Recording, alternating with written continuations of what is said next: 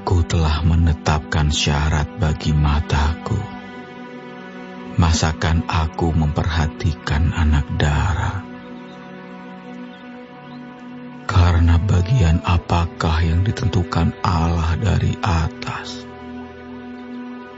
Milik pusaka apakah yang ditetapkan yang maha kuasa dari tempat yang tinggi? Bukankah kebinasaan bagi orang yang curang dan kemalangan bagi yang melakukan kejahatan? Bukankah Allah yang mengamat-amati jalanku dan menghitung segala langkahku? Jikalau aku bergaul dengan dusta, atau kakiku cepat melangkah ke tipu daya, biarlah aku ditimbang di atas neraca yang teliti. Maka Allah akan mengetahui bahwa aku tidak bersalah. Jikalau langkahku menyimpang dari jalan, dan hatiku menuruti pandangan mataku, dan noda melekat pada tanganku, maka biarlah apa yang kutabur dimakan orang lain, dan biarlah tercabut apa yang tumbuh bagiku. Jikalau hatiku tertarik kepada perempuan, dan aku menghadang di pintu sesamaku, maka biarlah istriku menggiling bagi orang lain, dan biarlah orang-orang lain meniduri dia. Karena hal itu adalah perbuatan mesum, bahkan kejahatan yang patut dihukum oleh hakim.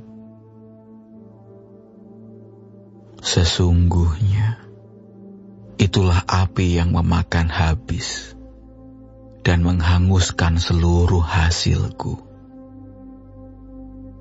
Jikalau aku mengabaikan hak budakku laki-laki atau perempuan, ketika mereka berperkara dengan aku, apakah dayaku kalau Allah bangkit berdiri? Kalau ia mengadakan pengusutan, apakah jawabku kepadanya? Bukankah ia yang membuat aku dalam kandungan, membuat orang itu juga?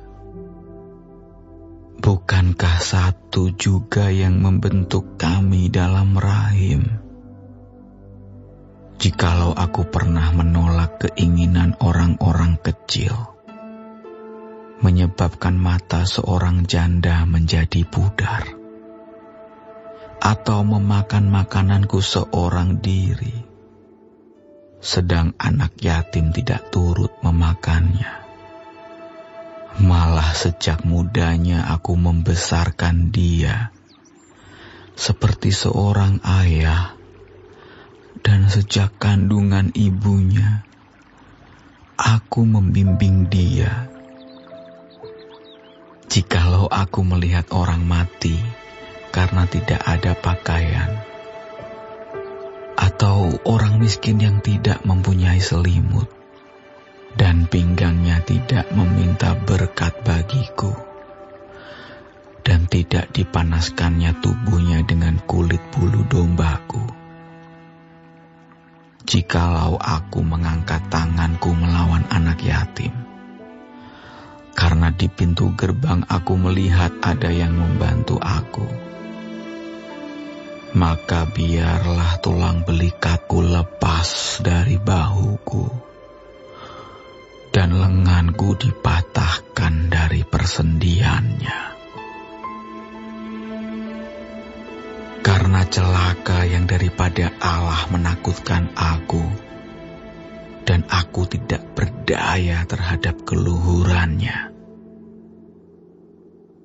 Jikalau aku menaruh kepercayaan kepada emas, dan berkata kepada kencana, Engkaulah kepercayaanku. Jikalau aku bersuka cita, karena kekayaanku besar, dan karena tanganku memperoleh harta benda yang berlimpah-limpah. Jikalau aku pernah memandang matahari ketika ia bersinar, dan bulan yang beredar dengan indahnya, sehingga diam-diam hatiku terpikat dan menyampaikan kecupan tangan kepadanya, maka hal itu juga menjadi kejahatan yang patut dihukum oleh hakim, karena Allah yang di atas telah kuingkari. Apakah aku bersuka cita karena kecelakaan pembenciku, dan bersorak-sorai bila ia ditimpa malapetaka? Aku tak akan membiarkan mulutku berbuat dosa, menuntut nyawanya dengan mengucapkan sumpah serapah. Jikalau orang-orang di kemahku mengatakan, siapa yang tidak kenyang dengan lauknya? Malah orang asing pun tidak pernah bermalam di luar. Pintuku kubuka bagi musafir.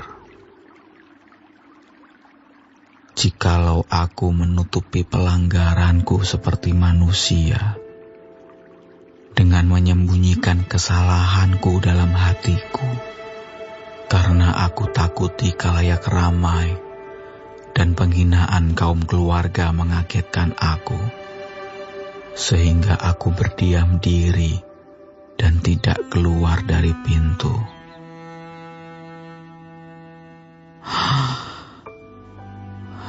Sekiranya ada yang mendengarkan aku,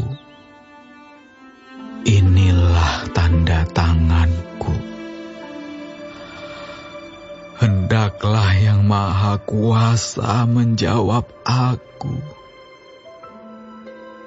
Sekiranya ada surat tuduhan yang ditulis lawanku, sungguh surat itu akan kupikul dan akan kupakai bagaikan mahkota. Setiap langkahku akan kuberitahukan kepadanya. Selaku pemuka, aku akan menghadap dia.